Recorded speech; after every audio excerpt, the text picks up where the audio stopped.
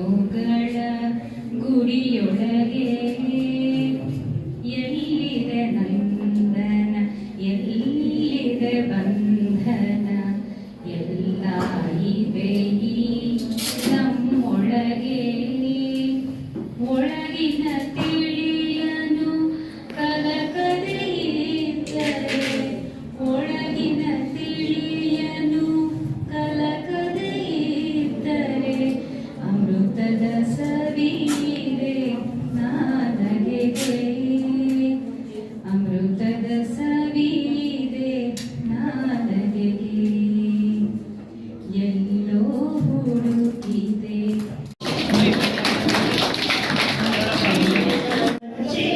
ಕನ್ನಡದ ದೀಪ ಹಚ್ಚೇವು ಕನ್ನಡಿಸಿದೆ ಮನ ಕಾಣದ ಕಡಲಿಗೆ ಹಂಬಲಿಸಿದೆ ಮನ ಮನ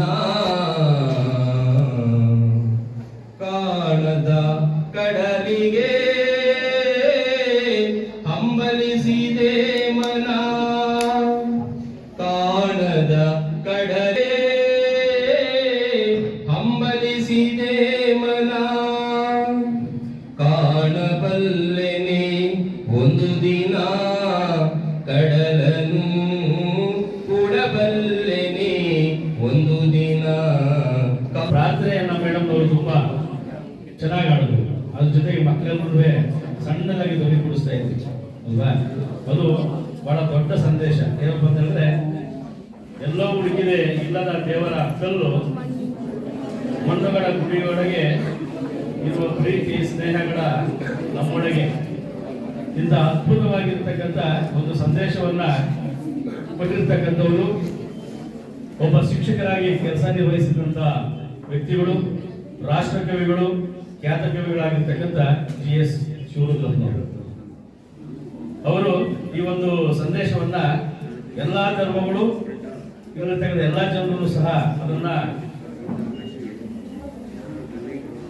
ಪಾಲಿಸ್ತಾ ಇದ್ದಾರೆ.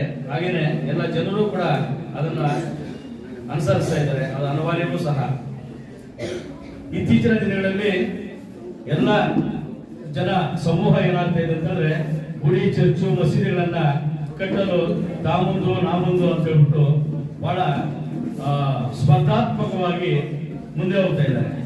ಆದ್ರೆ ಶಿವರುದ್ರಪ್ಪನವರ ಪ್ರಕಾರ ಹೃದಯದೊಳಗೆ ಪ್ರೀತಿಯನ್ನ ಹಂಚುವ ಮತ್ತು ಸ್ನೇಹವನ್ನ ಬೆಳೆಸುವ ಕೆಲಸ ಆಗಬೇಕು ಅಂತ ಹೇಳ್ಬಿಟ್ಟು ಒಂದು ದೊಡ್ಡ ಅದ್ಭುತವಾಗಿರ್ತಕ್ಕಂಥ ಒಂದು ಸಂದೇಶವನ್ನ ಡಾಕ್ಟರ್ ಶಿವರುದ್ರಪ್ಪನವರು ಈ ಮನುಕುಲಕ್ಕೆ ಕೊಟ್ಟಿರ್ತಕ್ಕಂಥದ್ದು ವಿಶೇಷವಾಗಿದೆ. ಮತ್ತೊಂದು ವಿಚಾರ ಏನಪ್ಪಾ ಅಂತ ಹೇಳಿದ್ರೆ,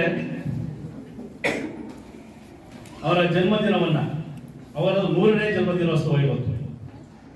ಅವರು 1900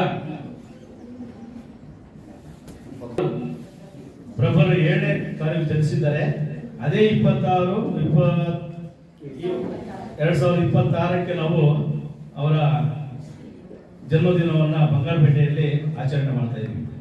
ಆಕ್ಚುಲಿ ಇದು ಇಡೀ ರಾಜ್ಯಾದ್ಯಂತ ಬಹಳ ಸಡಗರ ಸಂಭ್ರಮದಿಂದ ಆಚರಣೆ ಮಾಡಬೇಕಾಗಿರ್ತಕ್ಕಂಥ ಒಂದು ವಾತಾವರಣ ನಿರ್ಮಾಣ ಆಗಬೇಕಾಗಿತ್ತು. ಆದ್ರೆ ಅದು ಹೆಚ್ಚಾಗಿ ಎಲ್ಲೂ ಕಾಣಿಸ್ತಾ ಇಲ್ಲ. ಅದು ದುರ್ದೈವ. ನನಗೆ ಒಂದು ಸಂತೋಷ ಏನಪ್ಪಾ ಅಂತ ಹೇಳಿದ್ರೆ, ನಮ್ಮ BO ಮೇಡಮ್ ಅವರು ಉದ್ಘಾಟಿಸತಕ್ಕಂಥ ಒಂದು JSS ಅವರ ಜನ್ಮದಿನದ ಒಂದು ಸಂದರ್ಭದಲ್ಲಿ ಬಂಗಾರಪೇಟೆ ತಾಲೂಕು ಪರಿಷತ್ತು ಅವರ ಜನ್ಮದಿನವನ್ನು ಆಚರಣೆ ಮಾಡ್ತಾ ಇದೆ. ಅದು ನನಗೆ ತುಂಬಾ ಸಂತೋಷದಾಯಕ ಮತ್ತು ನಮ್ಮ ಪಟ್ಟಣದ ಎಲ್ಲ ಜನಗಳಿಗೂ ಸಹ ಒಂದು ಸ್ಫೂರ್ತಿದಾಯಕ ಅಂತ ಈ ಸಂದರ್ಭದಲ್ಲಿ ನಾನು ಹೇಳಲಿಕ್ಕೆ ಇಚ್ಛೆಯನ್ನು ಪಡ್ತೀನಿ. ಹಾಗೇನೆ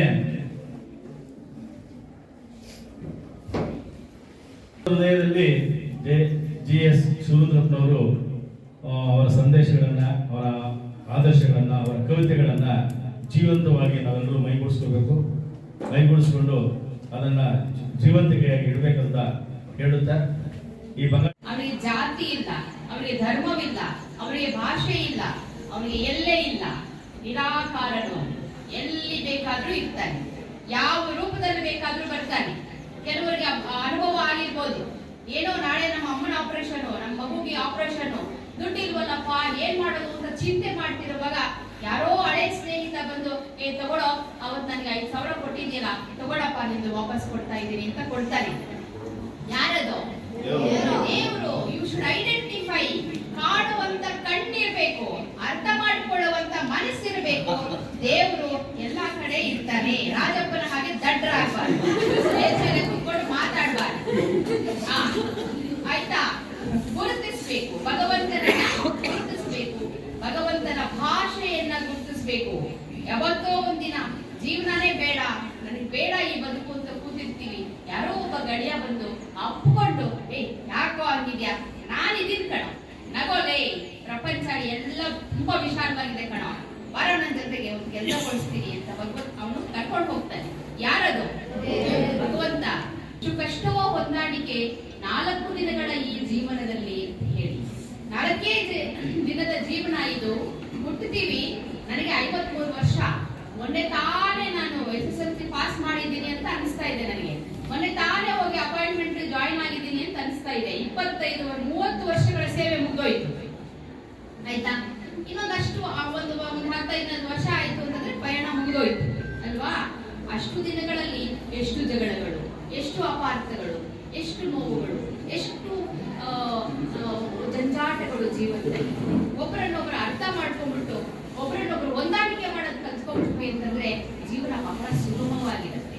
ಎಂಜಾಯ್ ಯುವರ್ ಲೈಫ್. ಪ್ರತಿ ದಿನವೂ ಒಂದು ಹಬ್ಬದ ಹಾಗೆ ಇರುತ್ತೆ. ನನಗೂ ಕೂಡ ಸುಶ್ರಾವ್ಯವಾಗಿ ಹಾಡು ಹೇಳಬೇಕು ಅಂತ ಆಸೆ ಇದೆ, ಆದ್ರೆ ನನ್ನನ್ನು ಆಯ್ಕೆ ಮಾಡ್ಕೊಂಡಿಲ್ಲ. ನೋಡಿ, ಶ್ಯಾಮ್ಲಾನ್ ಆಯ್ಕೆ ಮಾಡ್ಕೊಂಡಿಲ್ಲ, ಆಕೆ ಸುಶ್ರಾವ್ಯವಾಗಿ ಹಾಡ್ತಾಳೆ.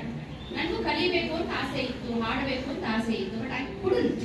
ಹಾಗಲ್ಲ, ಯಾರನ್ನ ಯಾವುದಕ್ಕೆ ಯಾವಾಗ ಎಲ್ಲಿ ಆಯ್ಕೆ ಮಾಡ್ಕೋಬೇಕು ಅನ್ನೋದು ಆ ಭಗವಂತನಿಗೆ ಬಿಟ್ಟಿದ್ದು.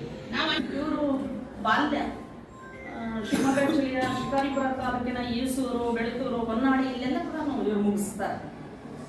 ಇವರು ಹುಟ್ಟಿದ ಕೆಲವು ವರ್ಷಗಳಿಗೆ ಬಾಲ್ಯದಲ್ಲಿಯೇ ತಾಯಿಯನ್ನು ಕಳ್ಕೊಳ್ತಾರೆ. ನಂತರ ವಿದ್ಯಾಭ್ಯಾಸ ಕಷ್ಟ ಆಗುತ್ತೆ. ನಂತರ ತುಮಕೂರಲ್ಲಿ ಸಿದ್ಧಗಂಗಾ ಮಠದಲ್ಲಿ ಒಂದು ಸ್ವಲ್ಪ ವಿದ್ಯಾಭ್ಯಾಸವನ್ನು ಮುಂದುವರಿಸ್ತಾರೆ.